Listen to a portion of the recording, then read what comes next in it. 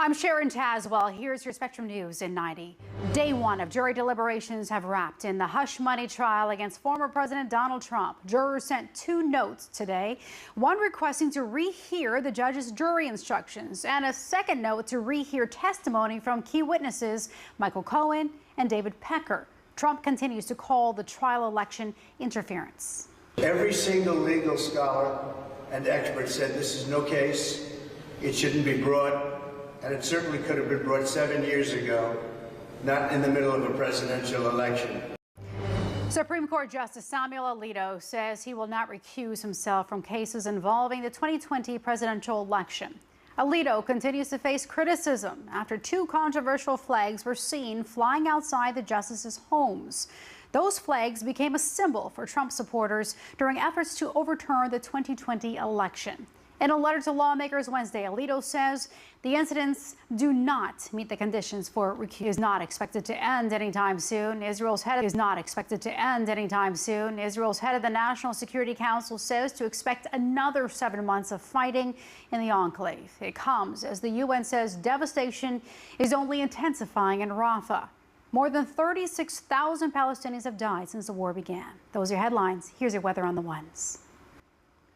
Hi there, I'm meteorologist Robert Santos. Well, there's no let up to the very active weather pattern across the central plains, really all of the midsection of the country here. And this will continue to start off for our Thursday morning. And as we go throughout the day, with the heating of the day, we'll start to see more of those storms pop up there. Now, temperatures starting off like this for our Thursday, 60s for Topeka, St. Louis, 40s, Columbus, Milwaukee. During the day, warming up to the south, especially across Florida and also Texas and the Southwest.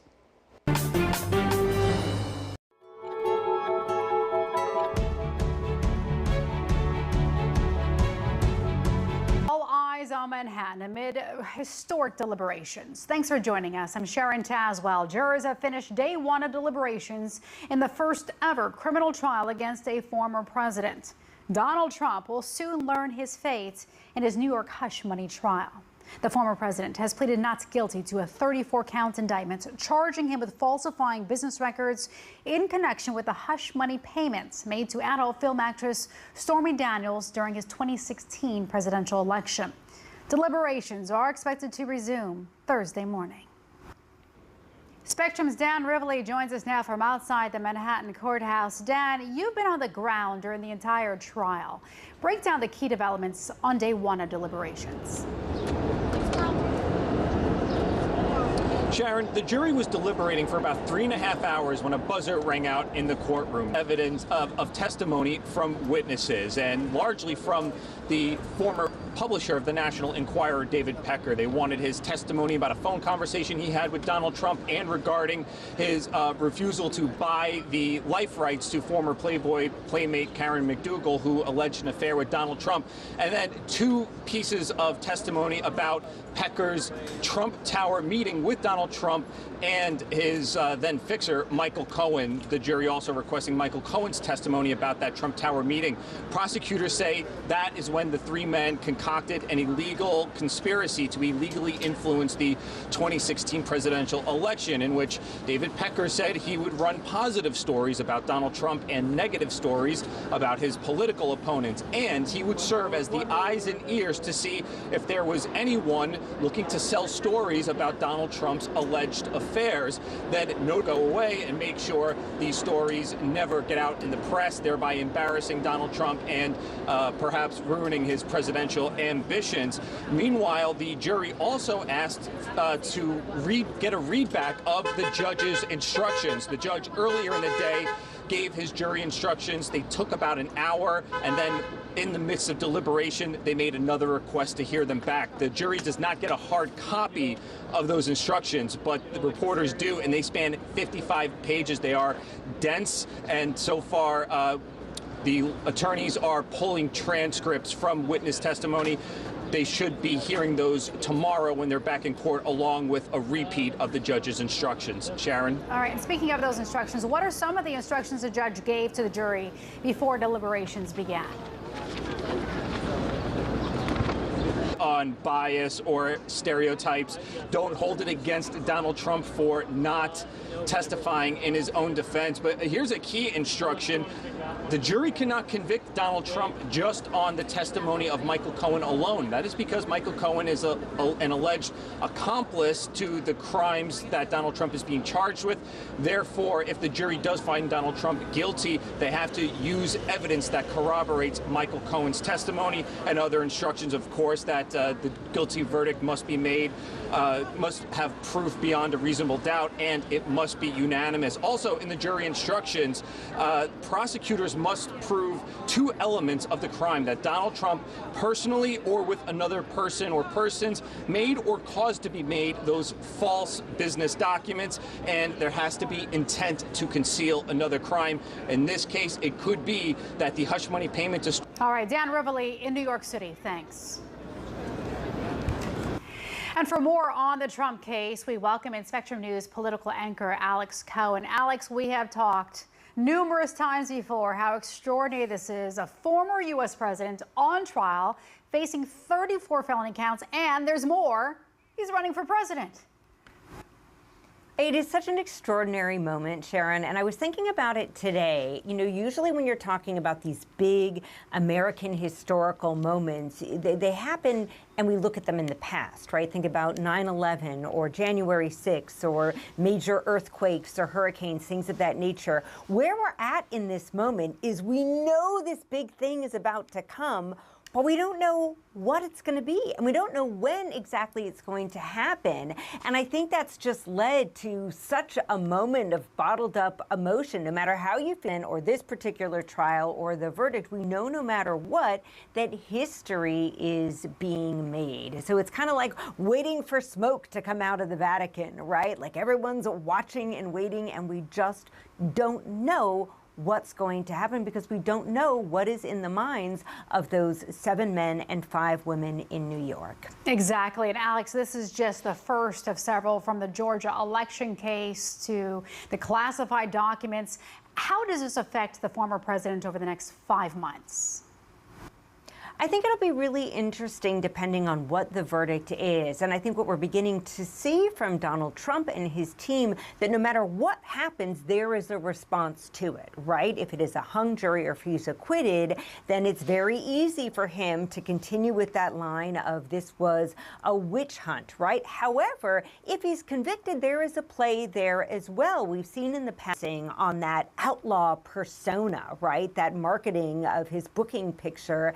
And I think that we could expect to see that again if, in fact, he is convicted. Earlier today, Donald Trump saying that even Mother Teresa herself would be convicted in this. I think the really interesting thing to see is how Joe Biden, the president, and his team responds, because so far they have been mum. It will be very interesting to see once the verdict is out.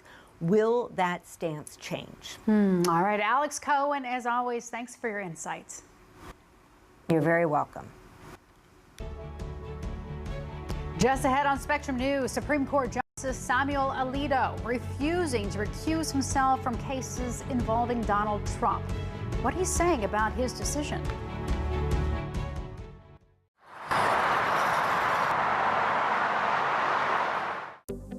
Spectrum News Plus. News from a new perspective, dedicated to refreshing storytelling and empowering communities across the nation. With balanced reporting, providing real context and in-depth coverage 24 hours a day. Here's a look at your forecast across the country. Local stories, connecting communities. We are Spectrum News Plus. Streaming now on the Spectrum News app and free with your Spectrum subscription. At Spectrum, we know how much you depend on the reliability of our products and services. Now, we've taken a new step forward in reliability by identifying potential service issues before they become a problem. If you're affected, we'll contact you and help schedule a free service appointment with one of our expert technicians. The proactive maintenance of our network is one of the many reasons Spectrum delivers the most reliable. Spectrum, keeping you connected. I never graduated because I didn't want to work these back-breaking jobs the rest of my life. With the help of my father and having my son, That was all the motivation that I needed to come back to school. I felt accomplished, made me feel that I could take on whatever challenges life throws at you. Find free adult education classes near you at finishyourdiploma.org. When I was in foster care, I never knew when I would have to move, so I always had my suitcase ready to go. Then one day, I was adopted. My new parents opened their hearts and home to me. My parents cook my favorite breakfast for me every morning. My parents take me on trips I never thought I would go on. They gave me a home and an even better reason to use that suitcase. My parents aren't perfect, but they're perfect for me.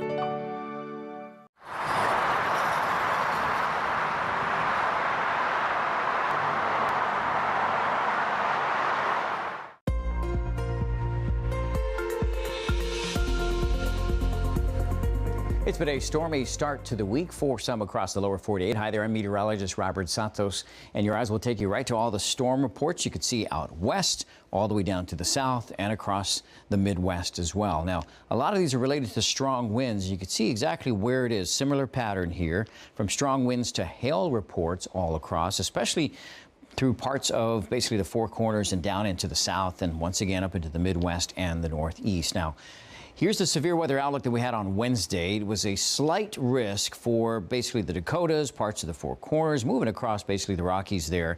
Watch how it shifts for Thursday down towards the south in Kansas, Oklahoma, and Texas. So these are areas where we'll have to stay weather alert again because of the chance for any damaging winds, some hail, and even a chance for a few tornadoes out there. Futurecast here through Thursday morning, you'll see still some of those storms popping up, and then in the afternoon it intensifying, especially across Texas, Kansas, Nebraska, and then moving across Texas as we go into the afternoon. Now, Friday towards the evening, those of you who will be heading out for an early weekend, you could see there through Kansas, Missouri, all the way down to the south as those storms do circle around those areas all the way through Saturday morning. So pretty active around the midsections of the country. Come Friday, this is where we see the slight risk over those areas in yellow: Texas, Oklahoma, Louisiana, and Arkansas. Slight risk of severe weather during that time. Okay, so over the next 3 days here, I've got rain in the forecast for you in Dallas, Fort Worth, keeping things in the 80s. So good news there, adding some humidity though. Minneapolis, you got a cool down on Friday thanks to the rainy weather, and then warming up 4 hours Saturday. Syracuse, New York, be on the lookout here for a warm. You'll feel that as we go into Friday. A little bit more mild though. Temperatures here, you've got the morning clouds and afternoon sunshine there, with those temperatures landing somewhere around the low to mid 70s.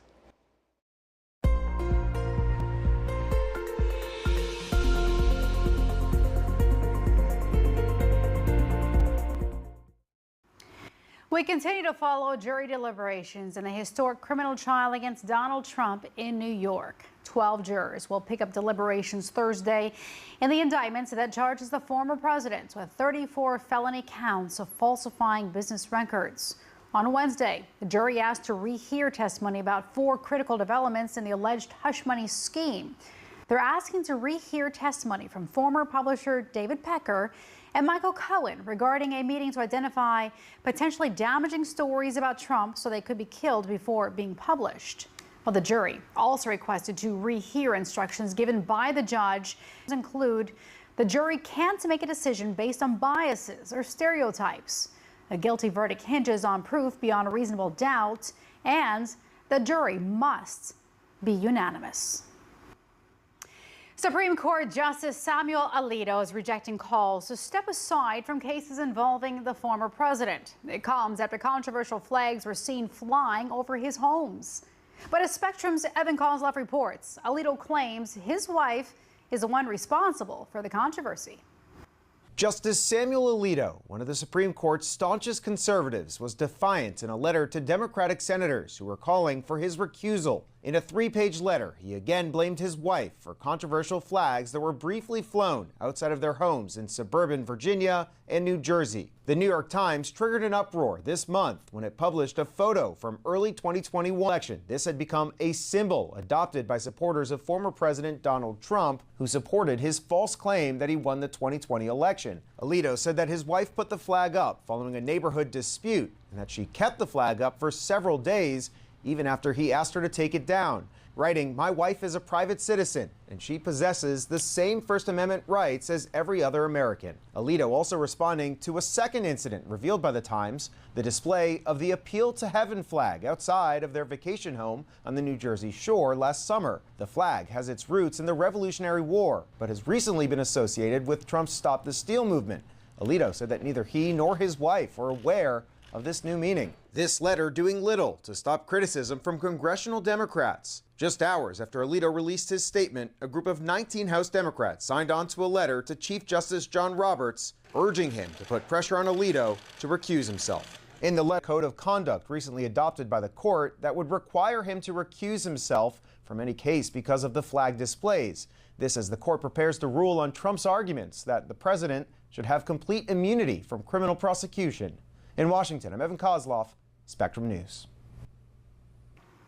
Self-expression and fashion, it's a way to communicate without necessarily saying a word. A group of high school students in Southern California is using newly created clothing to bring attention to mental health. Spectrum's Joe Kwan has the story. A sweatshirt ready for the rack. 10th grader Diego Alvarez is one of the teens who helped create this clothing line. Diego is wearing his own design, which includes the words, "Tomorrow needs you." We wanted to create something that got the message across, but did not beat around the bush in a way. The 1 in 5 clothing line, their sources. 1 in 5 young adults or teenagers have, which is about 20%. That is something that really shakes me because it's a really scary number. Diego says it's scarier that nobody really talks about it. We want people to talk about this. We want people to know it's normal. Haley Alvarado also helped design the line. She says she hopes, like the sweatshirts say, it inspires someone to be the reason someone smiles today. Because I've struggled with mental health myself, and I hope that at least one person that this line can help one person. All sales will benefit the Boys and Girls Club of Malibu's wellness centers, including this one at Malibu High School. The center's Ciuin Costanza says wellness centers are at every school in Malibu. The wellness center is the only place in Malibu where you can get services for mental health and social emotional services for free at no cost. The wellness center serves the entire community, but she says it's a place teens especially need. Socially, most of them, when they were there, it was come out with anxiety, depression, of the isolation. Diego and Haley have both used the free services offered here at the center, but sometimes they just come to hang out. Diego says he hopes the 1 in 5 sweatshirts can help ease the stigma that can be tied to mental health. My hope is for teens and everyone actually to get more comfortable with this conversation and know that it's okay and that there's resources. And says he hopes seeing the sweatshirts is a reminder you're not alone. Joe Kwan, Spectrum News. Coming up on Spectrum News, an Ohio man cycling to improve his mental health. What he's doing now to encourage other athletes.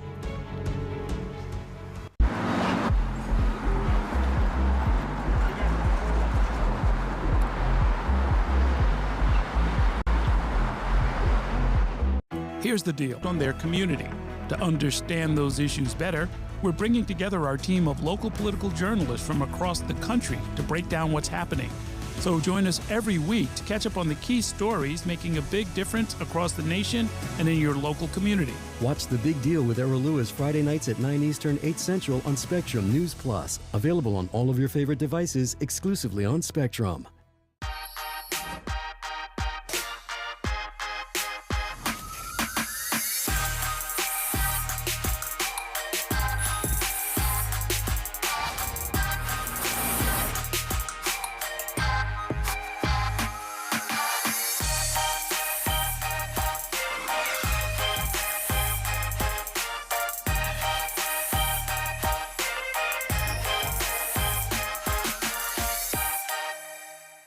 Okay, Dad. 1, 2, 3.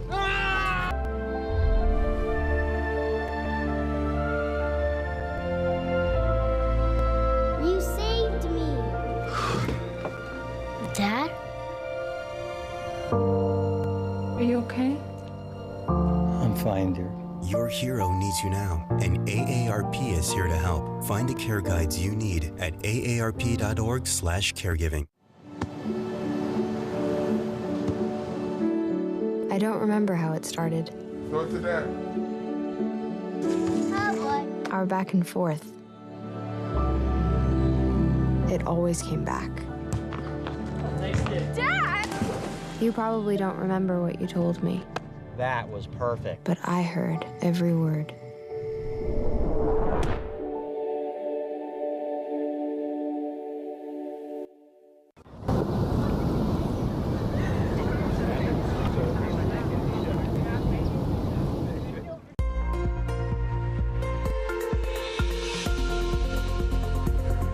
The stormy weather continues right around the midsections of the country. Hi there, I'm meteorologist Robert Santos. As well, we are tracking a cooler than average pattern here across the plains and the Northeast, and hot across the Southwest, Florida, and also parts of Texas. Now, take a look at the temperatures of your travel forecast. You'll see that it's going to be drier for Seattle, 63, and then mild temperatures down in Portland, Los Angeles, going out towards Denver and Dallas. That's where we have the rain in the forecast with upper 70s and some low 80s for those daytime highs. Sunny skies in Milwaukee with low 60s, rain, and even some thunderstorm chances across Austin. It's one of those areas where we are expecting some of the severe weather to break out, but dry along for Cleveland, New York, and for Tampa. So over the next several days, a little bit of a ridge for the East Coast, basically, as we go into the weekend, but they're not going to change too much over the next several days here. They'll just gradually warm up for you out east and staying cooler for parts of the west, I'd say, especially closer to Southern California. Now, when we look at the next 7 days here in Boston, Massachusetts, your temperature on the average is about 70 degrees. And come Thursday, you'll be below average and then gradually warming up above. For the weekend, it'll be about mid to upper 70s. So that's anywhere from 5 to 8 degrees above the average, and then gradually cooling down, but staying still above average into next week. Louisville, Kentucky, hello to all of you there. 81 is your average, and you could see the temperatures there hovering very close to that as we go into the weekend, slightly below Sunday, and then 80s into next week there. So at least it's not extremely hot. Now, here in San Antonio, Texas, I'm not going for any triple digits here, so good news compared to last week, but your temperatures will be about 2 to 5 degrees building across the country. This is where we'll get a little bit of a warming trend there. For Los Angeles, temperatures hovering close to average, if not slightly below.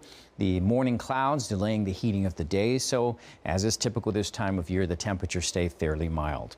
Okay, looking at the Climate Prediction Center's temperature outlook now, we're going for basically June 6th through the 12th, and you can see where we are expecting cooler than average temperatures and warmer than average, and the darker red that is a higher confidence 70 to 80% chance that it'll be warmer than average there. And that includes Southern California, parts of the South, and all the way up into the Northeast.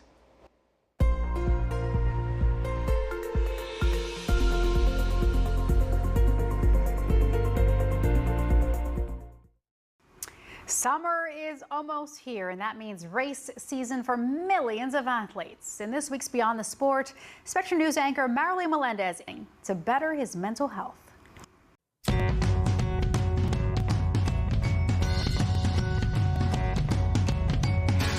According to a study by the National Institutes of Health, cycling can boost your mental health, with those who took part in the study noticing a decrease in depression symptoms and an overall increase in emotional well-being and happiness. I'm Marilee Melendez, and this is Beyond the Sport. For one cyclist in Ohio, he turned to biking following a devastating accident. He's now hoping to encourage more athletes like him to hit the trails. Katie Capusta has the story. David Whelan is not your average cyclist. This is my cycling leg. The para-triathlete uses a prosthetic leg to cycle 150 miles. Accident crushed his foot. He dealt with severe pain with a rare nerve condition, as well as multiple amputations. After battling with depression and suicidal thoughts, Whelan knew he had to make a change. I started showing up for the day, and I started, telling myself something different. I started listening, to positive and powerful things that were going to start changing, my inner dialogue that I had, and, flip the script on me telling myself how broken I was, and start telling myself, well, I can do anything. I just need to start doing it. He now has a completely different mindset. It is a beautiful day. And as the only male para-triathlete in the state, Whelan knows his representation matters more than most. It's pretty isolating I also look at it as a great opportunity as well, though. You know, like in terms of what we're doing with the Bridge Adaptive and trying to build adaptive sports, it now turns into a great conversation. Whelan is the Bridge Adaptive's endurance chair member, working with para-athletes who run, swim, and bike. My ultimate goal is to bring para-triathlon here to Cincinnati. I want friends to run with. I want friends to cycle with that look like me and that are going through the same challenges that I'm going through, that are also on prosthetics. That's massive. For Spectrum News, I'm Katie Capusta. Whelan and the rest of the Bridge Adaptive team is working to make Cincinnati an adaptive sports hub, with hopes of creating a complex with a gym for athletes to train. Whelan is currently training for the Ironman in Norway later this summer. It's known as the toughest Ironman in the world. For Spectrum News, I'm Mary Lee Melendez. I'm Sharon Tazwell. Thanks for watching.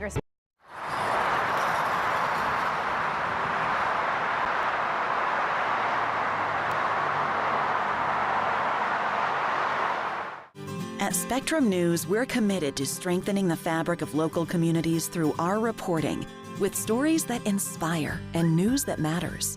Streaming live on your smart TV and connected devices, plus on-demand weather forecasts. It's all there as you step outside with the Spectrum News mobile app, keeping you informed and in the know throughout your day. Spectrum News Plus, local stories, connecting communities. Exclusively for Spectrum customers. Now available on your favorite devices. At Spectrum, our workforce of over 100,000 employees are all located right here in the U.S. You can find them in our stores, in the field, and in our call centers with 100% U.S.-based customer service. Our team works hard to provide the towns, cities, and neighborhoods, making us one of America's most trusted. Proud to be 100% U.S.-based. Today, I'm going to talk to you about physics. Come on in, girls. Let's go. This is the first rocket to get humans to Mars. Really tall. I'm a rocket structural engineer, designing and building parts of the rocket. You are the generation that will be stepping foot on Mars. Do I have a group of astronauts on my hands? Yes. You can become a rocket scientist or whatever else you want to be.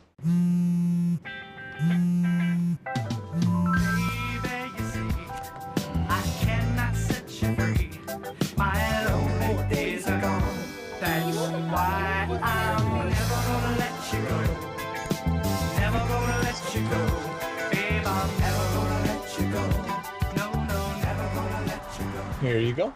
Thank you. Thank you.